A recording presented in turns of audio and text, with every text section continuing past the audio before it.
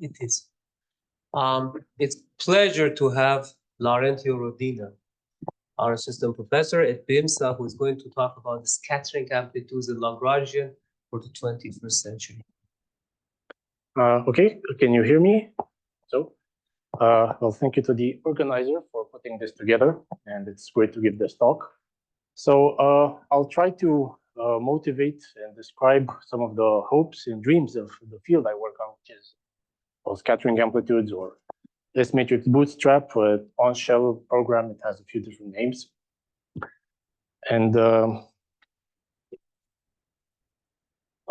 main questions that I'll try to ask and present some answers are some deep questions about quantum field theory.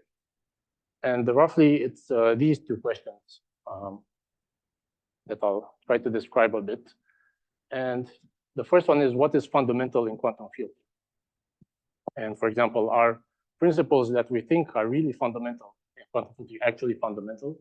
Or can we view them as derived or emergent properties? And the second question is try to answer what is allowed in quantum field theory. So quantum field theory has to obey many constraints, such as locality, unitarity, and so on. So not everything goes. So if you give me some random theory, it's very likely that theory is just wrong. And there are very recently ways to describe quite analytically the space of allowed. Try to introduce that concept. And of course, the question that motivates all of us working on this field is what is beyond quantum field theory? And what clues can we gain by answering these questions to go beyond quantum field theory? And so I'll try to explain every concept that I talk about, but if there's anything that's not clear or I jump over, just feel free to ask. So just what is quantum field theory very basically? So this is the method that allows us to describe physics at the smallest scale. So here I mean subatomic level. And we have this very nice periodic table of particles now, fully assembled almost. It contains all of the fundamental particles of the universe. And the ones here can be roughly described as matter particles, and these are fermions, and they're quarks or leptons. And quarks, of course, form the baryons, such as proton and neutron. Then we have the forces, which are these four forces. The electromagnetic, which is carried by the photon.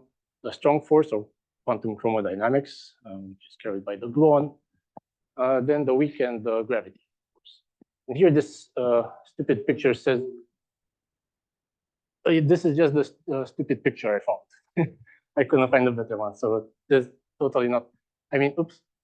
I mean, of course, in practice, we have not found a physical graviton, but according to all the principles that we know, it has to exist. So there's no question about whether it exists or not. And of course, recently, we also found the Higgs, which completed this basic structure. And this whole formalism of quantum field theory, which is extremely successful, so it can describe quantum events up to tens of decimal places, and it's completely accurate, describing everything here. So it relies on essentially the merger of quantum mechanics and special relativity.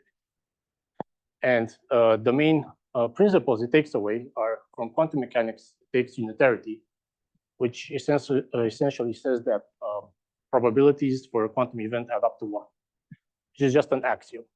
So of course, in quantum mechanics, say when you scatter two particles, you don't know what will happen.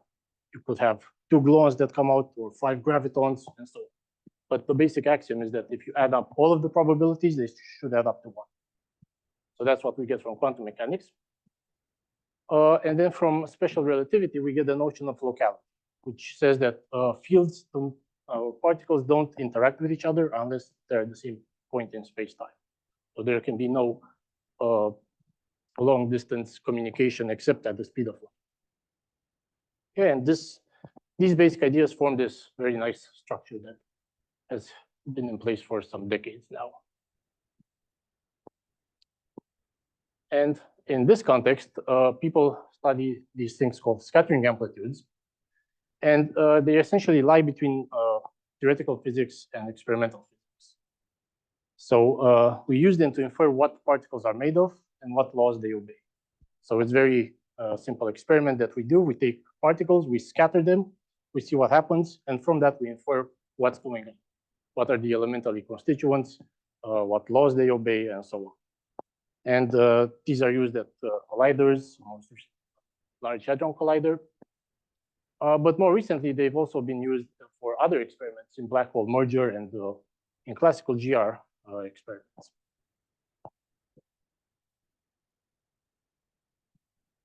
So just to briefly describe what scattering amplitudes actually are. So like I said, these are based on quantum field theory, and quantum field theory is based on the Lagrangian formula. So you give me a Lagrangian that has maybe some kinetic terms, has some interaction terms. For maybe a simplest scalar field, it would look something like this. This is just the kinetic term of a Lagrangian, and this term describes the interaction. Okay, and then we have a basic mechanism placed. From the Lagrangian, we obtain the Feynman diagrams, and with the Feynman diagrams, we compute them. Okay, so the Feynman diagrams, the Feynman rules, basically give you some graphical way to construct amplitudes. And that's essentially all of the ways you can put these ingredients together, of this, in this case, simple Lagrangian. And you compute amplitudes such as this. Okay, this would be a 4-point amplitude in this simplest scalar thing. Use 4 Feynman diagrams. Yes. An amplitude is basically a function that you give me some incoming particles. Say I want to scatter 5 electrons. You give me the data, like they have this and this energy. And then I tell you what comes out. I tell you with 20% probability, you'll get 2 electrons, 10% you'll get 5 electrons, 1% you'll get a string, whatever. Yeah, yeah, you square it and yeah, yes.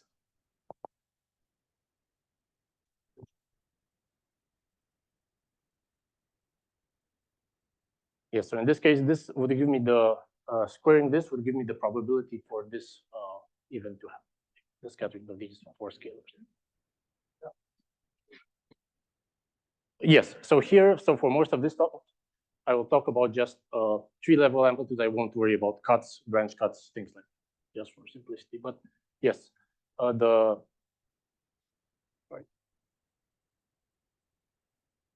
locality is a bit more complicated, but in this simple case, I'll just mention that amplitudes have simple poles, such as this. So any singularity that shows up must have this form, where it's related to the incoming energy of the particles. So this diagram here corresponds to this term, where downstairs you have this propagator that measures the incoming energy of the particles here, for particles 1 and 2. So P is the incoming energy. Okay, and similar for these other amplitudes. And the G squared comes from the vertex, the Feynman rule, which of course is just this thing in the Lagrangian. So a 3-point vertex just carries a factor of G and ignoring some factors of I and so on. So this is the amplitude. Okay, and locality is this property that tells you what singularity structure you can have. And unitarity tells you how the amplitude factorizes on those poles. So if you compute the residue on each of these poles, you'll get G squared, which tells you that the amplitude factorizes into lower point amplitudes. So basically here, if I cut this amplitude half here, I'll get 2 3-point amplitudes, and each of them just carries a factor of G. Okay, so the residue on each of those poles is controlled by unitarity. The reason you have P1 plus P2 square, but you don't have P1 plus P2 times P3 plus P4 is that you're thinking that they're the same. Yes, so here you have momentum conservation, which says that the sum of all of the momenta has to be 0. So I can mix in different ways.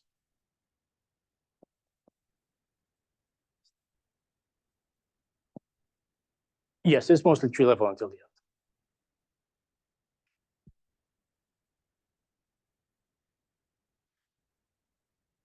Okay, but so there's a basic, very fundamental problem with this very nice picture that we've been using for the last few years, is that eventually reductionism must fail. So since like Newton, we've kept doing experiments that go to higher and higher energy to figure out what matter is made of at a smaller and smaller scale. Right? So first we found the atom, then the electron, the proton, then we found the proton is made of quarks, and so on. But this cannot go on forever.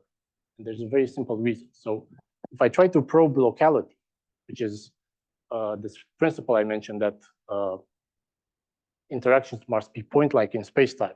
If I go to very high energies to probe small distances, eventually I create a black hole, right? So at the Large Hadron Collider, they take particles, they collide them at higher and higher energies. That's fine, we get the experiments. But if you want to really probe stuff at the Planck length, for example, you have to put in so much energy in such a small space that you create a black hole. And then obviously your experiment fails. And the same is the problem with unitarity. So if you want to measure unitarity to high precision, infinite precision, you cannot store an infinite amount of information in a finite amount of space. It will create a black hole. So these are really thought experiments that tell us that these two principles that are really fundamental to the whole way we do quantum field theory cannot be fundamental. Something must replace them. They are true at the energies we measure today in experiments, but fundamentally, they cannot be really fundamental. And really what's worse is, of course, we can try to explain the Big Bang, right? So we don't just want to say, oh, there was the Big Bang and then stuff happened. No, we really want to understand what was before the Big Bang. But that question doesn't make sense because space-time appeared at the Big Bang. So we just don't have the right words or formalism to even ask this question. Okay, so this is a big problem that we have. And in many ways, it's similar to the ultraviolet catastrophe from 100 years ago. So this ultraviolet catastrophe was a problem people realized that from the classical theory of electromagnetism,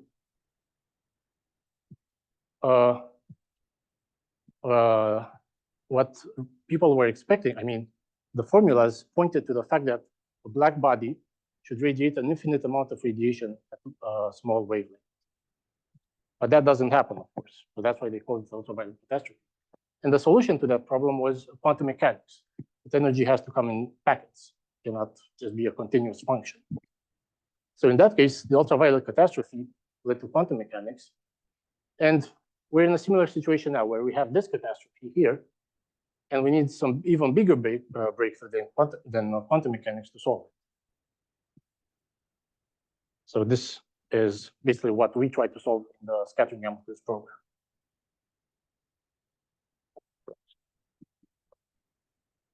So we need a new formalism where locality, unitarity, and maybe spacetime itself are not fundamental.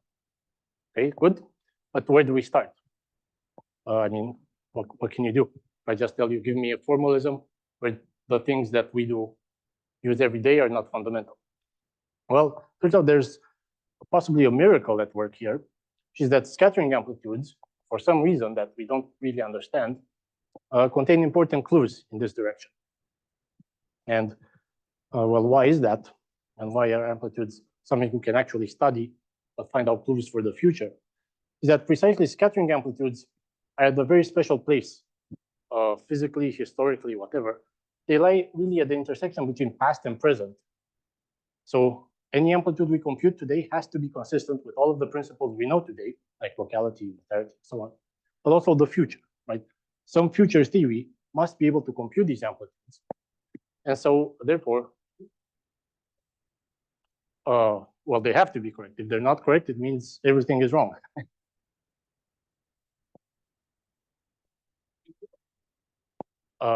Well, sure, but that could be measured in some way so we can find exactly what went wrong. But yeah, we can trace everything. And the point is, if tomorrow somebody comes and gives me, here's the final theory of everything, all very nice. My first question would be, okay, can you compute the amplitudes for me? And what are the amplitudes? And does it explain all of these structures? And if the answer is no, then probably the answer is just wrong. And if yes, then it's a great success. And of course, this is a tall order to expect from just some puny amplitudes. But amplitudes have really delivered in the past. So of course, string theory was born out of asking questions about amplitudes.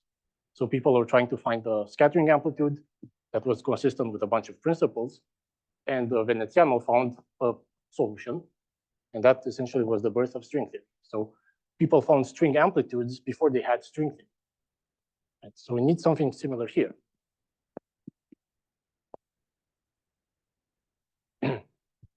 So why do we even expect all of this to work out? What are these clues? So essentially, everything started 40 years ago with a revolution by Park and Taylor. And these guys at Fermilab, they were just trying to compute some amplitude that was relevant for experiments they were doing, scattering quarks. So they computed, say, something like this. This would be a 5-point gluon amplitude. So the scattering amplitude for 5 gluons. It's pretty messy. Of course, you can do it. So each term here is something like this, where P again are the energies and E are the polarization vectors. They contain the spin information about the gluons. But they found that using some very simple change of variables, just rewrite the energy in this form using some spinors, then define this spinor bracket, then all of this formula here essentially reduces to just this. And this works in general. For n gluons, for 100 gluons, formula will have exactly the same pattern. But for 100 gluons, there'll be millions of pages of Feynman diagrams. Okay, and this was a big surprise. There's nothing telling you to expect such a simple formula. All of the Feynman diagrams, all of the Lagrangian is telling you this crap. Okay, so there's a few observations you can make here. First, obviously, the answer is much simpler than you expect. So obviously, this just means the Lagrangian formula is not the best way to compute amplitudes. Okay, that's the first thing. And then if you stare at this amplitude, other properties become manifest, right? And at the expense of locality and unitarity. So in this expression, really locality and unitarity are manifest. You can view them at each point. They come from the Feynman diagrams. But if you lose manifest locality and unitarity, you gain something much better, right? So this is basically the deal. You have to trade having manifest locality and unitarity, but you gain something much nicer. So then the question is, okay, what's the theory that is computing this directly, right? I don't want the Lagrangian that gives me all of this stuff that's unnecessary. What's the theory that is giving me this? So if you find the theory that gives you that, that will be the way forward. And of course, people starting from this very simple formula, many other hidden structures were found in the decades after. Yes? Can you explain that a little bit? What happened? I think of this A1, 2, 3, 4, 5% of the whole that. Yes. So A, this stands for the amplitude of 5 gluons. Okay. And what happened to the vertex terms? They all Those disappear magically. Yes, it all comes down to this formula. Everything simplifies.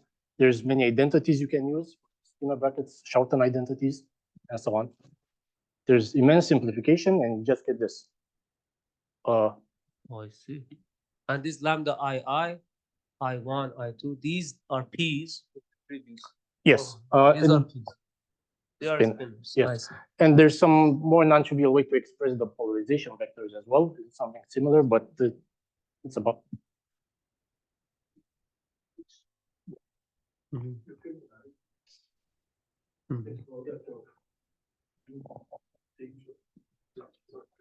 Why you attack Lagrangian?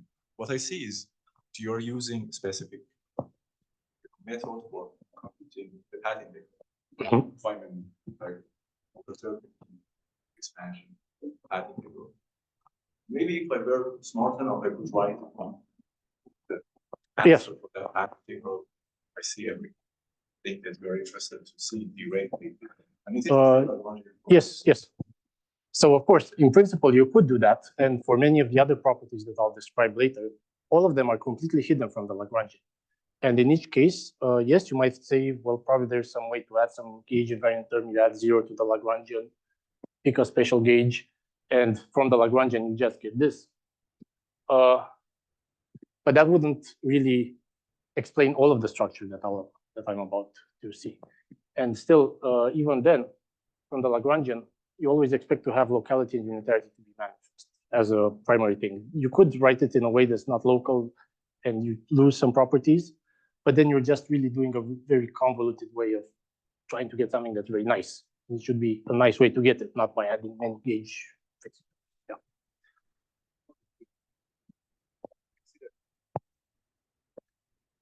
Physically, well, this doesn't look physical at all, but that's the point. You have to let go of what you expect from a physical object. You get new properties, and then you work from there. I'm sorry for being pedantic. So what is dot operation there? So these are 4 vectors. So this in 4 dimensions, P is a 4 vector, and this is just the dot product using the. I see. And then without the dot product, I should without the dot as product, a matrix. P2, P3 without dot. This is a vector. So this is a 4-component vector. No, but what does it mean? P2, no dot, P3.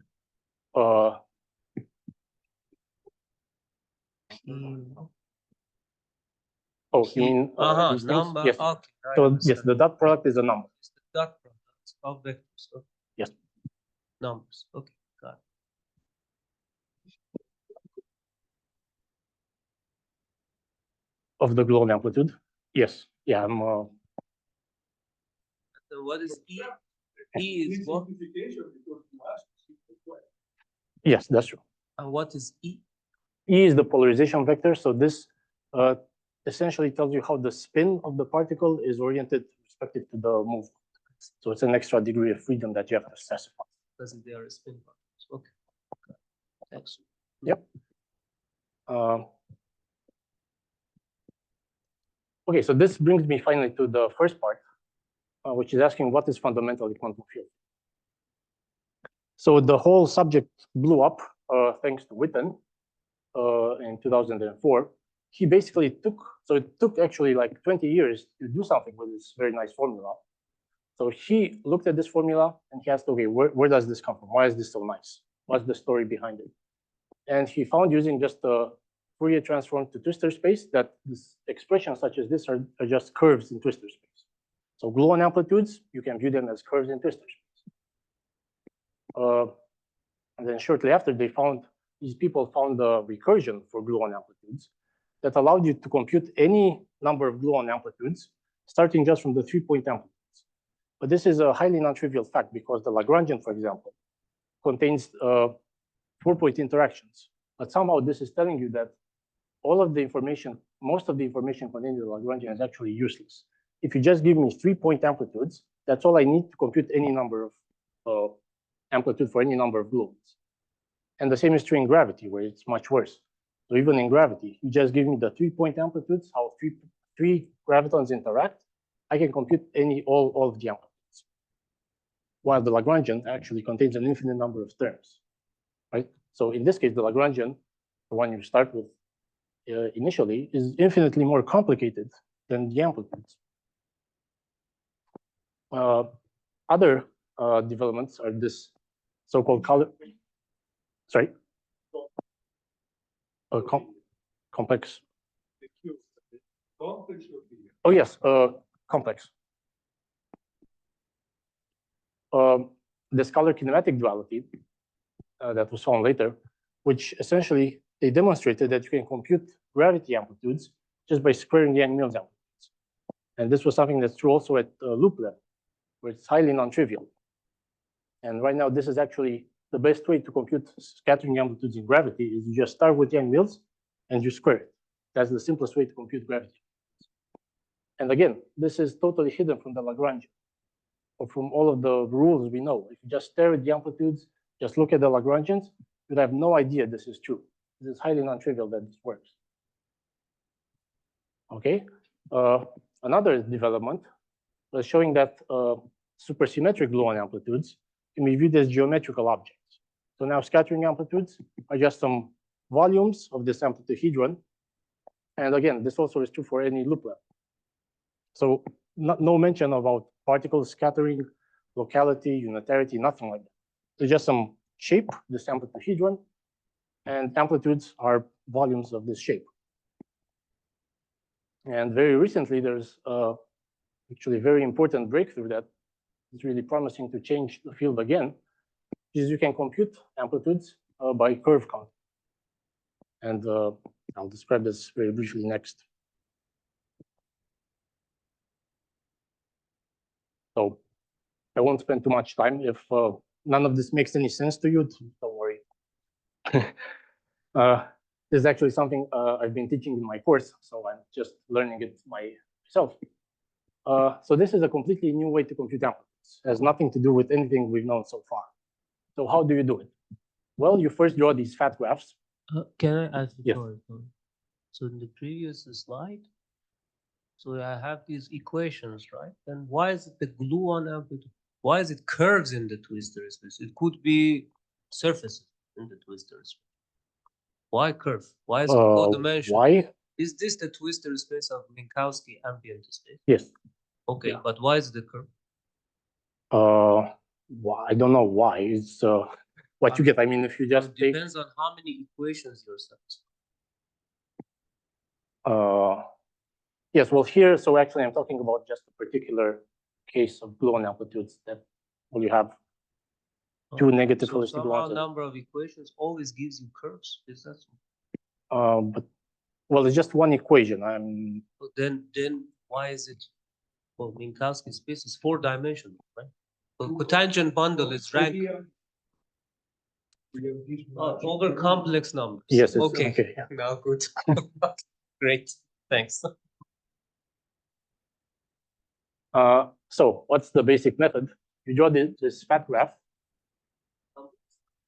and then you draw curves on the fat graph, and you can draw any curve you want. Doesn't matter. For each curve, you can write down its word. That's something like this, which tells you what turns this thing takes. And I should say all of these vertices have to be three valence vertices. Right. So in this case, it starts at 1, then here it turns left, and then right, and then around. So you get this word. From this word, sorry. These now appear. Yes, you can draw them. This is the actual curve. Yes. Yeah. Yeah. So from this word, you draw it this thing called the mountainscape, where basically for every left turn, you go up, and for every right turn, you go down. And you place the variables here for each edge. And then from this mountainscape, you just find this vector, which is basically for every peak, you add it with a plus sign, and for every valley with a minus sign. Okay, this gives you a vector. Now you do this for every possible curve, all of the curves. You draw all of these vectors, right? Here it's going to be a four-dimensional space because I have 4 variables. Maybe it's a bit too complicated, but this is what it is. So you get a bunch of these curves, you put them all together, and all of the top dimensional cones. So these vectors define what is called a Feynman fan. And each top dimensional cone actually corresponds to a Feynman diagram with a specific way to associate some propagator to each curve. Essentially, so for each curve, I can associate a moment. So this is maybe this would be a 4-dimensional, but say I had a 2-dimensional space, and I would just get this vector. This would be some vector in the 2-dimensional space, some line.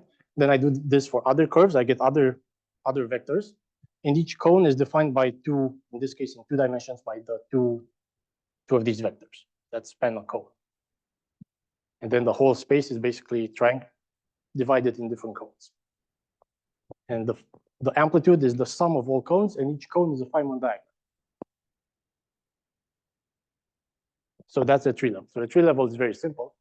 At loop level, such as in this case, something very non-trivial happens. Essentially, because you can go around this loop an infinite number of times. So that might tell you, okay, then I have an infinite number of curves. What do I do now? So this is called the mapping class group. It essentially rotates your curve around some internal loop. So to compute stuff without overcounting, you have to mod out by the action of this group. And this is related to adding a tropical Mirzakhani kernel that essentially kills off all of the overcounting. So this is a totally new way to compute amplitudes. There's no mention of particles, nothing about locality, but you get amplitudes to any loop level on any genus, right now just for scalars.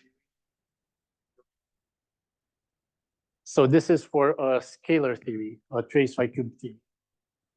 And it can be generalized to some other theories, but that's still in progress. So it has it's under fundamental and anti-fundamental representation. So then I trace over one. Sorry? That's Mr. Khani. That one, yes. The only one. Wait, so can you teach me something?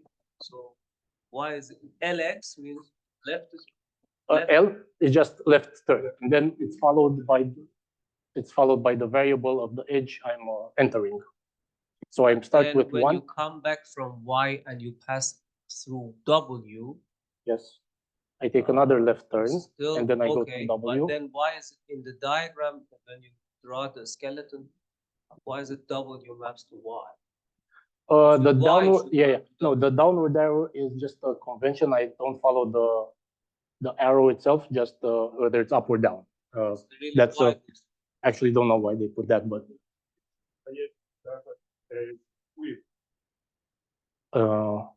except in this quiver should be a map from Y to W. I don't know if they are now or just out of the essential flavor that just combinatoric information. Okay. They have the combinatoric information on how to procure that. Okay.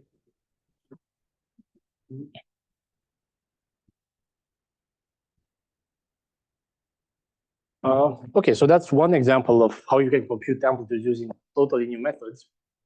And really a question that showed up after people found so many, and I didn't describe even 10% of all of the new methods you can use to compute amplitudes. An obvious question is, say somebody comes to you and tells you, okay, I just computed this 100-point graviton amplitude. Here you go. How do you know it's correct? Okay, something like that you cannot compare to Feynman diagrams.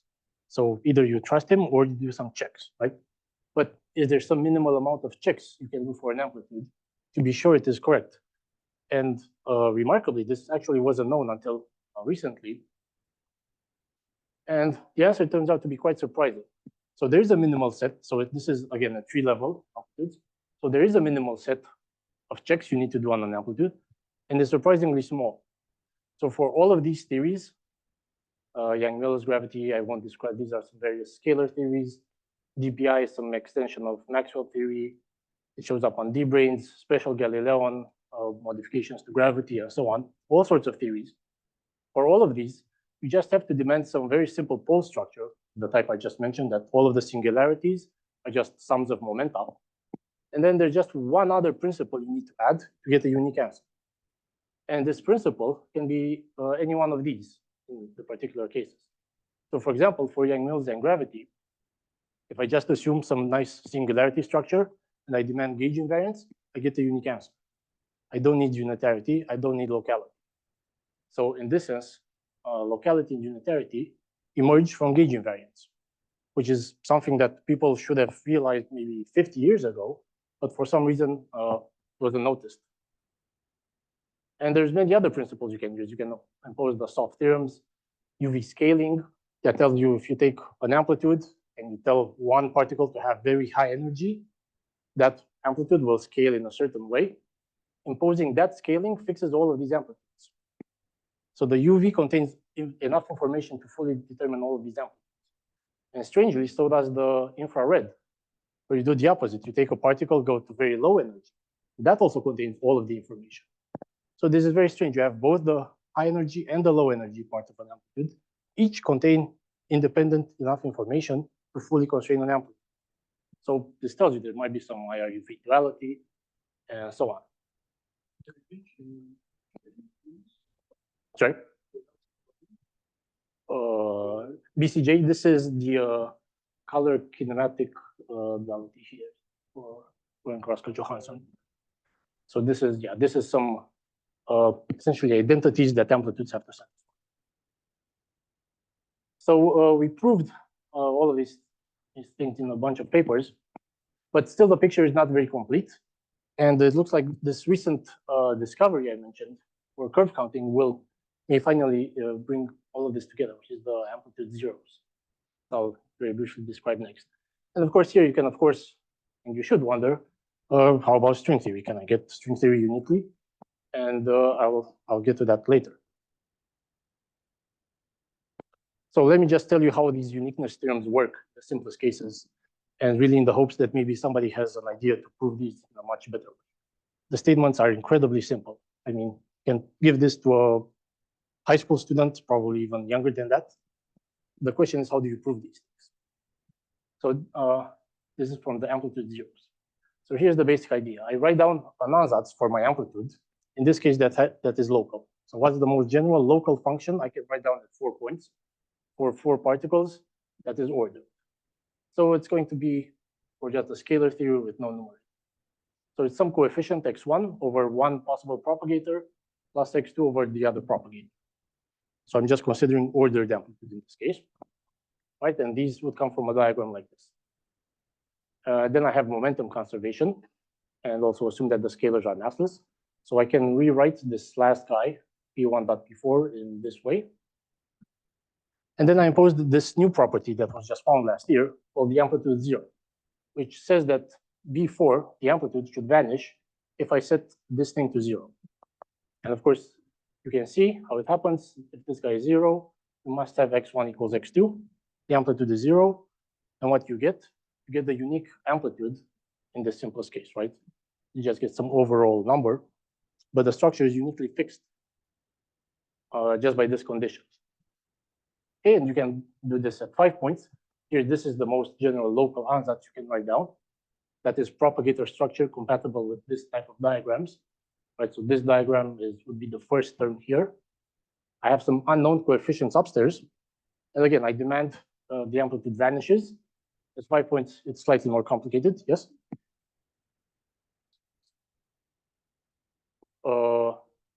What do you mean different?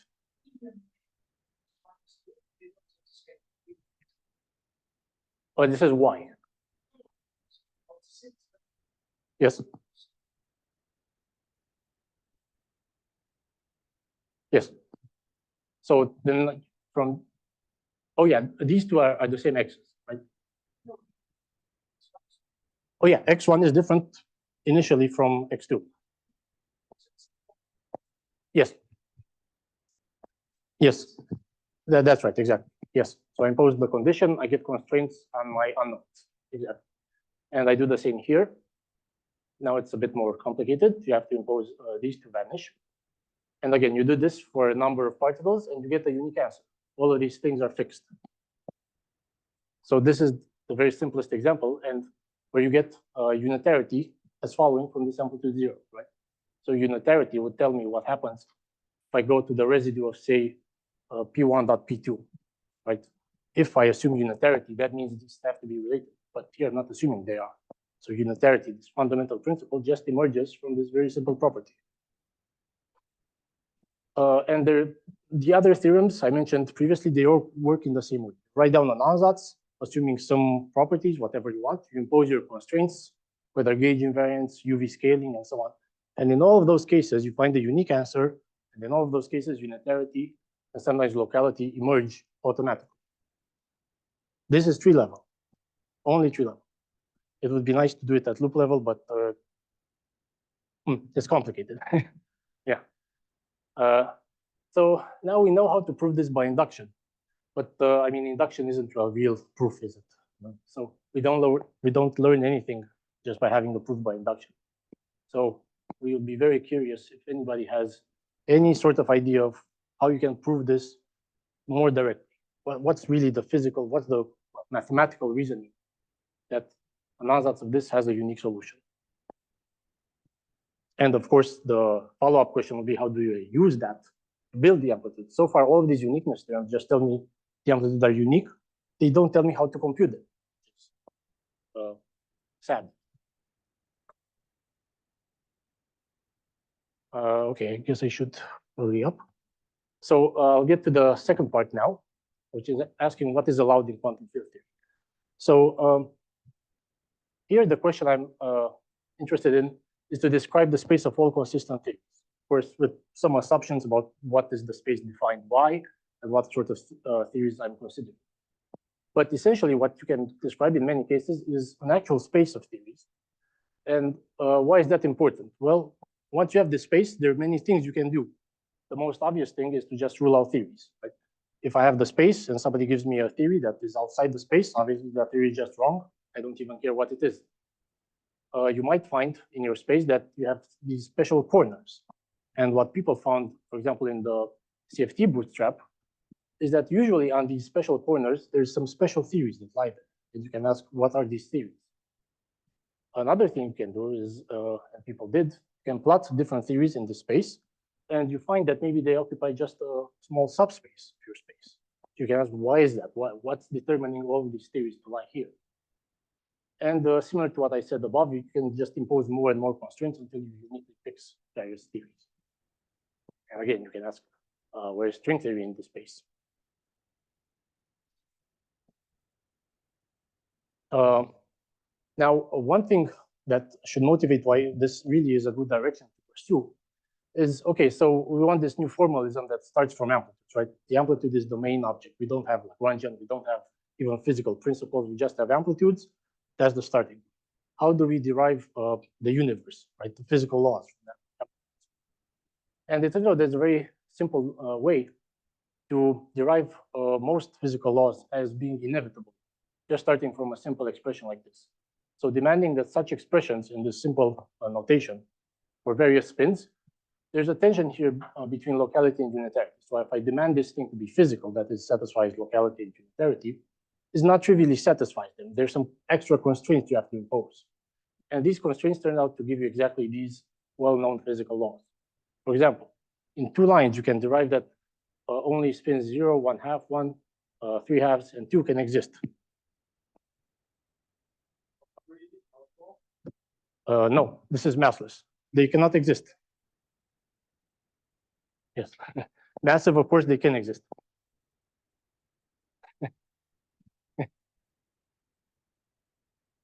You can quickly derive that if the spin 1 particle, you demand it to be self-interacting, it has to be Yang-Mills, quantum chromodynamics. If you have a spin 3 particles, it must imply supersymmetry, which is, this is in 4 dimensions.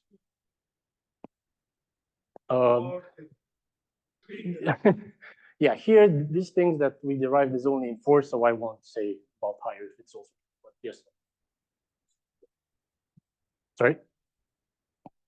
Yes, so if you have a spin 3/2 particle, not only do you need supersymmetry, you need gravity as well. So spin 3/2 cannot be consistent without gravity.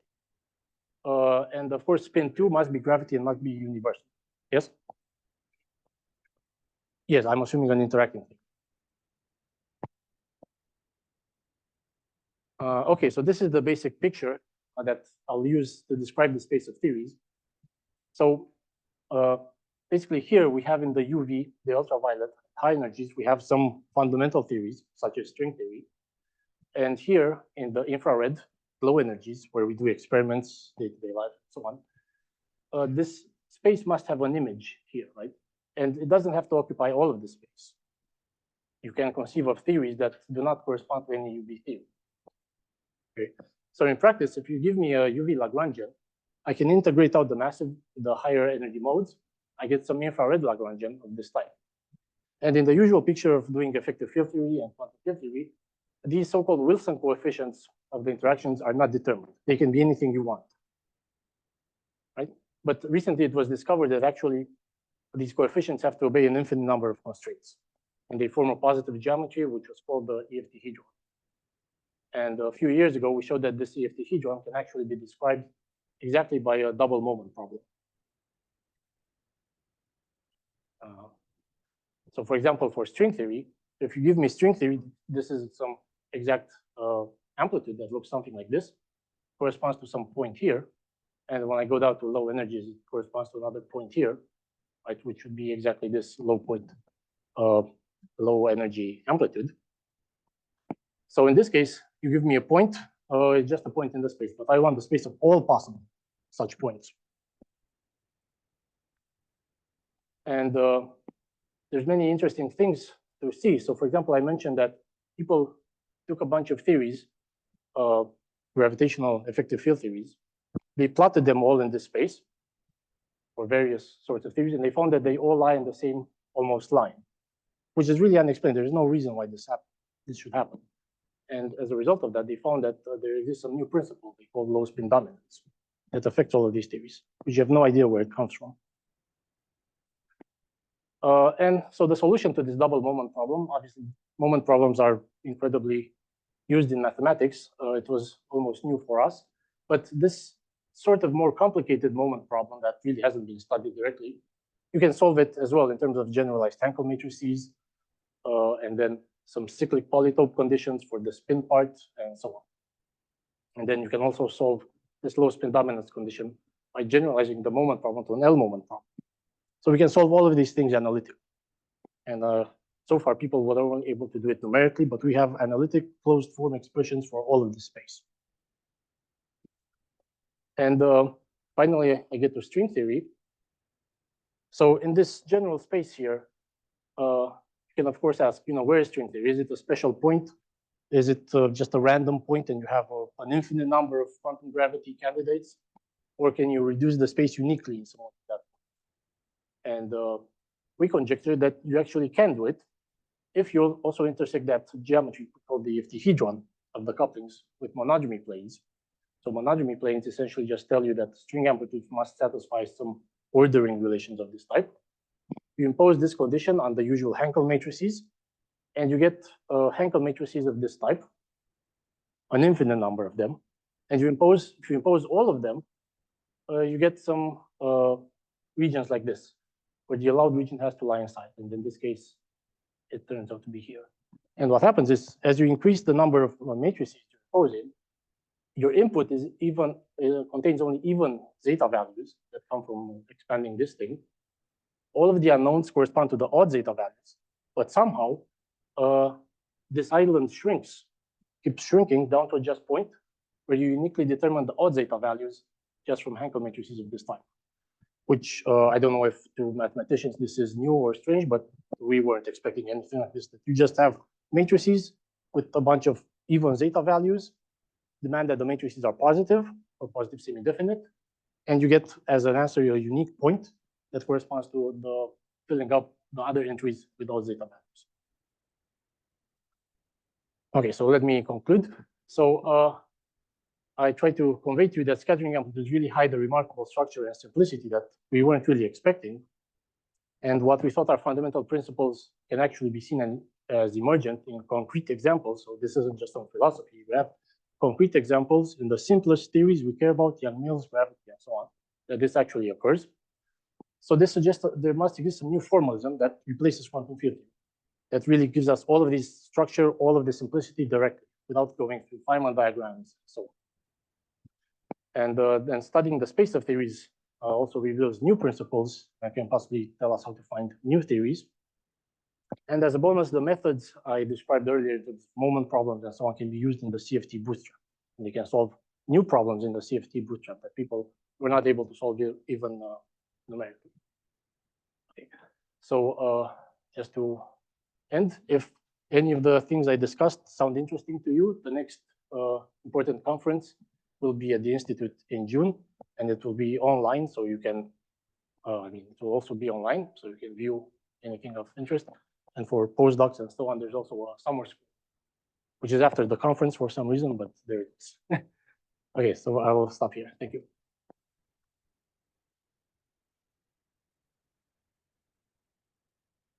Nice stuff. Questions?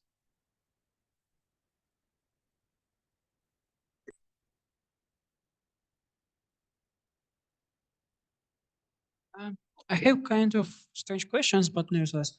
So do you know any two examples of theory when you have the same amplitude on the tree level, but different on loop level?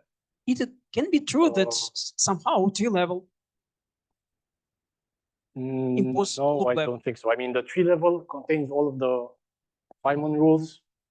So it should contain, I mean, you don't have to look at, when I say tree level, you should look at all possible amplitudes in that theory. So for example, if I have different particles, obviously if I look at a tree level amplitude of gluons, but with no mention of the scalars, and then once you do loops, the scalars also show up in the loops.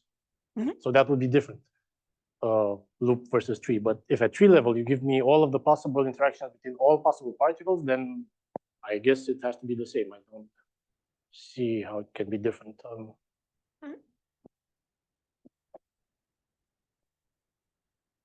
More questions?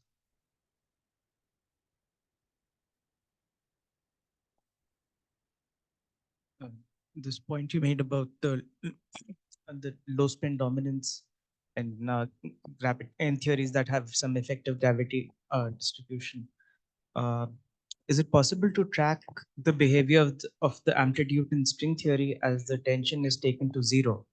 Because that would be a very non-stringy limit. Sorry, non-gravity limit. And then this low Sorry, spin okay, dominance. can you say again? So track the low spin dominance from string theory. Yeah, so maybe take the 4-point amplitude of string theory Mhm. and then try to take the string tension to 0.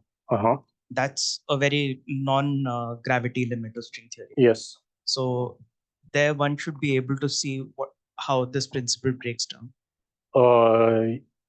Yes, I think that's a valid thing to try. I don't see what to expect, but yeah, I think it can be tried. So it's looking at the string theory amplitude and taking the string tension alpha prime going to 0 limit, and see what happens in that case with the low spin dominance condition. Does it still hold, or does it break down, or right is that? I mean, the reason why I ask is that, in flat space, there is pretty much no other way to control that I'm aware of to control string theory. I mean, tension strings. Maybe amplitudes are.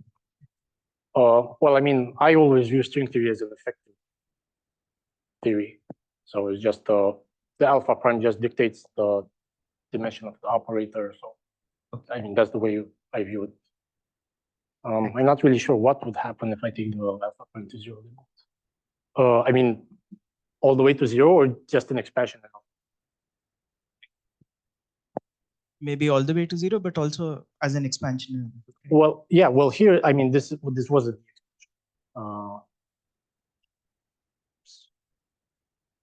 Yeah. So you mean something like this, right? I take the string amplitude, I expand in alpha prime. Yes. Yeah. Then. Thanks. More questions? One of the answer in the end, not answer, but problem for future, is to find a new formalism instead of Lagrangian one to replace usual approaches. Do you know anything? It's suitable for 4-dimension, or you know something about 3 and 2-dimension? Do you have some answer? Well, so most of these things.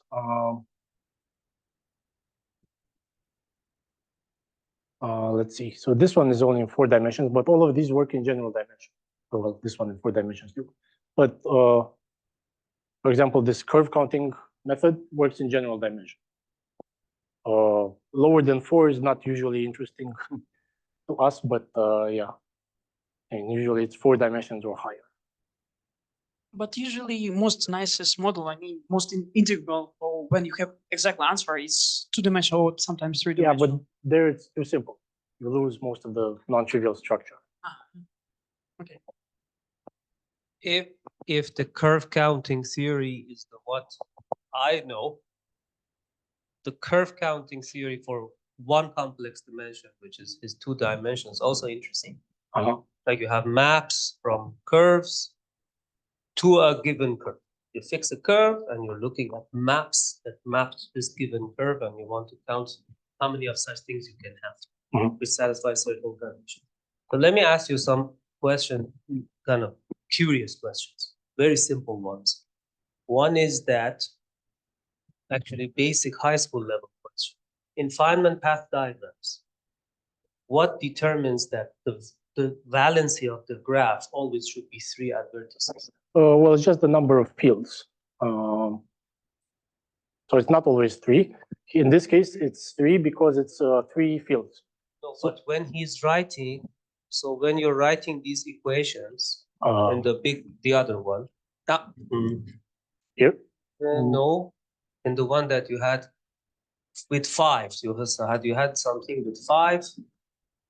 Here? It is one. So here, the valency is actually 3. Yeah, so this is just an example. You can have, in this case, for this, well, in this case, you only have this because the Lagrangian only contains a 3-point interaction. But what can you have a graph which has a vertex with 2?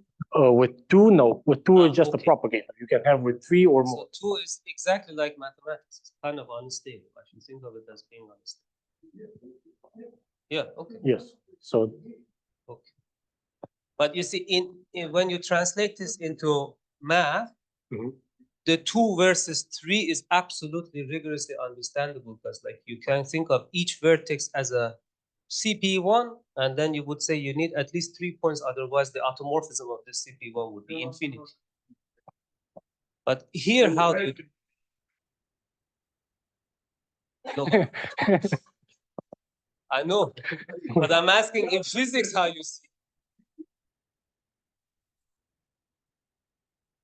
But this is how. Okay, wait. This is how Kontsevich wrote it. So Kontsevich kind of literally copied Feynman diagrams when he was looking at stable map modules.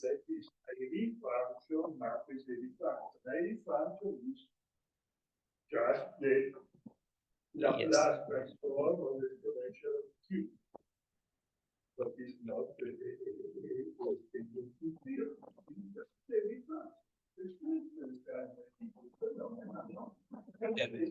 Maybe he answered. Only because you want to calculate your not make square.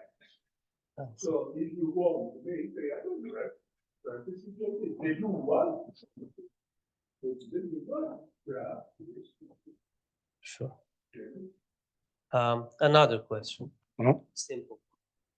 So, in doing this curve counting theory, from math point of view, it's very beautiful how Mirzakhani's count of simple geodesics with length less than a given number, because she's trying to count them on Riemann surfaces up to boundary preserving diffeomorphisms, how that you need to integrate over all possible Riemann surfaces. Your actually integral of Mirzakhani can be related to integral on the moduli space of Riemann surfaces. Very kind of simply you can see it, but of course how to relate it was very difficult.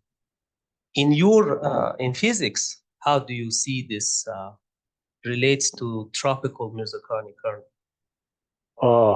How is a big question. I don't know how they came up with it.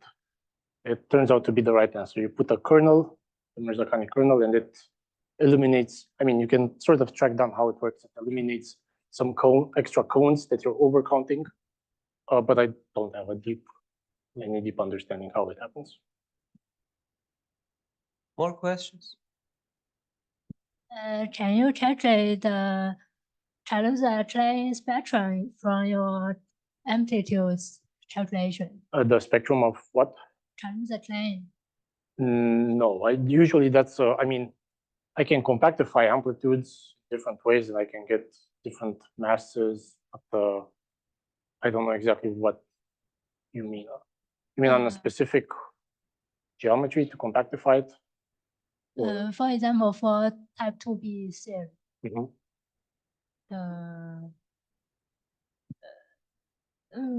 Well, I mean, you can sort of try and see what happens, but so far everything I'm discussing is just on flat Minkowski space.